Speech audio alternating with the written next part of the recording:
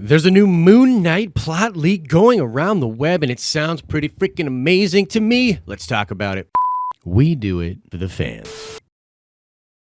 What's up, everybody? Bonus video today. There's actually a lot of videos I want to knock out today, so that's why there's no green screen, and we're just doing it like this. So let me know if this is cool with you, and also, chop like. Okay, so this came out yesterday, actually. There was a plot leak for Moon Knight coming out on 4chan, and yes, it's 4chan, right? So it's like, we got to take it with a big old grain of salt. But as I've told you guys a lot lately, the timing of a lot of this stuff seems legit to me. Like, there's so much movement at Marvel Studios right now that I just believe more than I would if there was just nothing going on behind the scenes, a lot of these different leaks. So let's talk about the leak. I'll break down the things I like about it, the things I don't, and then we'll just kind of nerd out for a little bit. So check this out.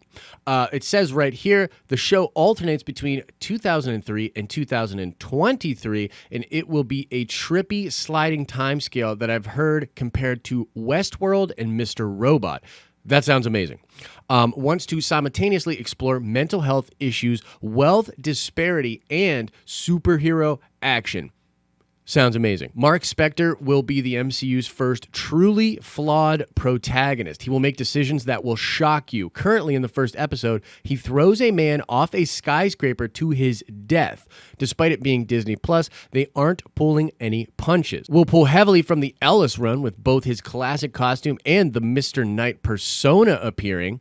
That sounds amazing. Jarrett Hedlund, Justin Theroux, Michael Ealy, Shia LaBeouf, and Rami Malek are all being looked at for the role, but there's a push internally to go for an unknown and surround him with A-listers. Show is mostly an origin story with Bushmaster as the main villain. Now, right now, a lot of people are saying that this plot leak is probably fake simply because 4 out of 5 of the actors on the list are not Jewish, and there's a lot of sources saying that Marvel is specifically looking to cast a Jewish actor. This is something that Marvel has been pushing for a long time, sort of ethnicity representation in front of the camera and behind the camera as a very important thing. Now, internally, I talked to a lot of the guys yesterday here at the Den of Nerds about this, and we were like, look, Rami Malek is amazing. Like, it's stupid that they're so concerned about having a Jewish actor, but they sort of put themselves in a corner by making that really important for, like, other movies and other roles and stuff. And look, this goes down a rabbit hole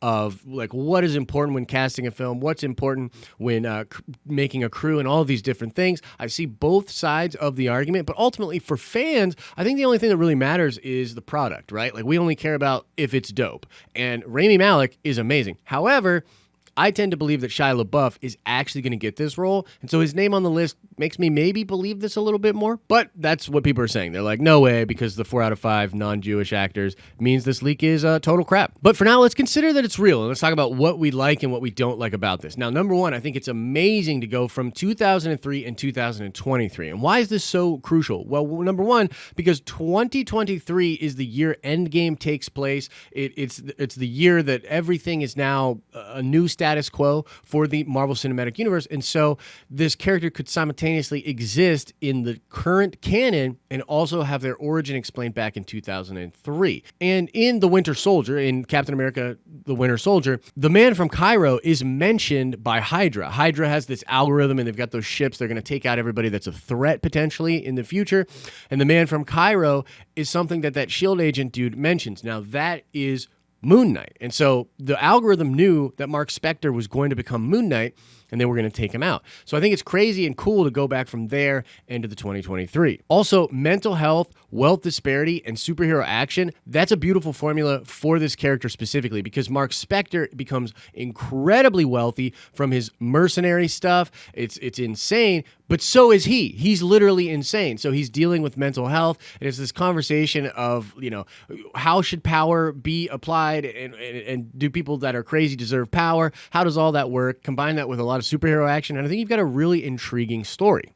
And they say that Mark Spector will be truly flawed, right? And he's a truly flawed protagonist, throwing people off skyscrapers to their death. Even though it's on Disney Plus, they're not pulling any punches.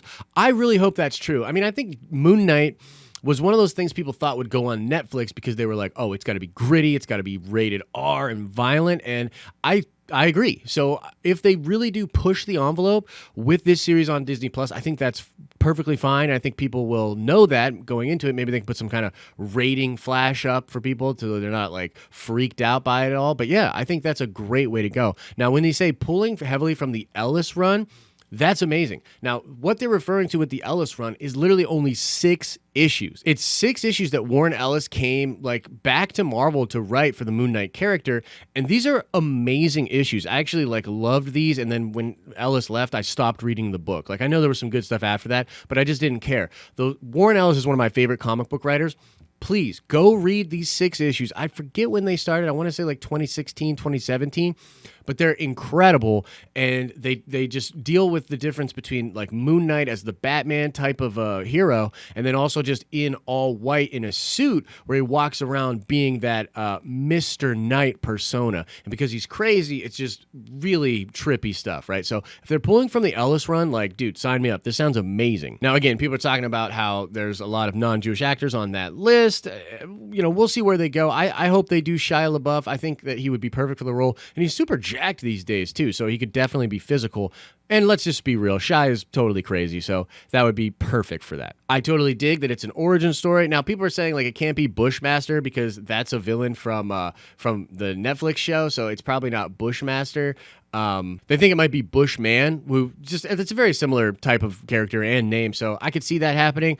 I don't really know too much about Bushman, to be honest with you, but the way they're playing the role, I think that the real villain of the story will be Mark Spector. I think that like the thing that's crazy about Moon Knight is that he's Batman and Joker in one character. So if they can play off that, that would be amazing. And, however Bushman or Bushmaster ties into that, I'm sure it'll be very cleverly handled. So by and large, guys, like, wow, really hoping this is true. I'm like 70-30 on it. Like it's probably like maybe pieces of it are true, hopefully, right? But either way, I thought it was really interesting and worth talking about with you guys. So what do you think about this Moon Knight show? What do you think about this leak? Have you heard anything else about it? Like I'm always willing to get info from you guys as well. So let me know your thoughts in the comment section below. And that's going to do it for this one. But I've got one more video coming out today. So notifications are probably not going out. So just keep checking back to the channel. I need to talk about this whole HBO Max thing with Warner Brothers, the 8 to 10 movies they're developing, Greg Berlanti, J.J. Abrams, DC stuff sounds crazy. So look for that video coming out very soon. As I always say, I hope you're having an awesome and a nerdy day, and I'll see you in the next video.